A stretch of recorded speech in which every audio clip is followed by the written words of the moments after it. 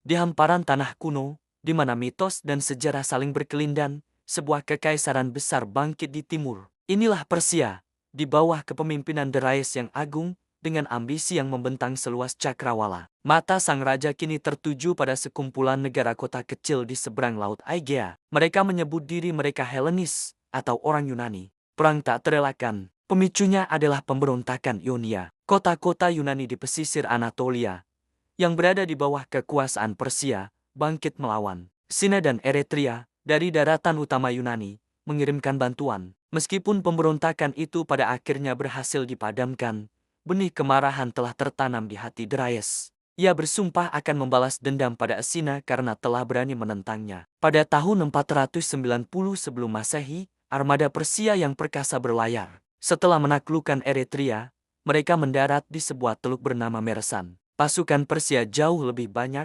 tampak tak terkalahkan. Melawan mereka, berdiri pasukan Asina yang lebih kecil, didukung oleh sekutu setia mereka dari Plataea. Dalam pertempuran yang akan menjadi legenda, Jenderal Yunani, Miltiades, menyusun taktik yang brilian. Ia memperkuat sisi sayap pasukannya dan membiarkan bagian tengahnya menipis. Ketika pertempuran dimulai, pasukan Persia dengan mudah mendesak barisan tengah Yunani yang lebih lemah. Namun, ini adalah jebakan. Sayap Yunani yang kuat kemudian berputar ke dalam, mengepung dan menghancurkan pasukan Persia yang terperangkap. Kemenangan di Meresan adalah kejutan besar bagi dunia kuno. Seorang prajurit bernama Pheidippides konon berlari tanpa henti dari Meresan ke Sina untuk mengabarkan berita kemenangan, sebelum akhirnya ia rubuh dan meninggal. Sebuah pengorbanan yang mengawali tradisi lari maraton hingga hari ini. 1 dekade berlalu, Darius telah tiada, namun putranya, Xerxes, mewarisi ambisi dan dendam ayahnya. Ia mengumpulkan pasukan dan armada terbesar yang pernah ada di dunia,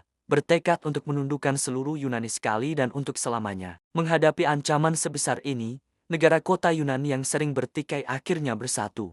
Sparta, dengan prajurit terhebatnya, dan Messina, dengan angkatan lautnya yang kuat, memimpin aliansi ini. Pada tahun 480 sebelum Masehi, pasukan raksasa Xerxes tiba di sebuah celah sempit bernama Thermopylae.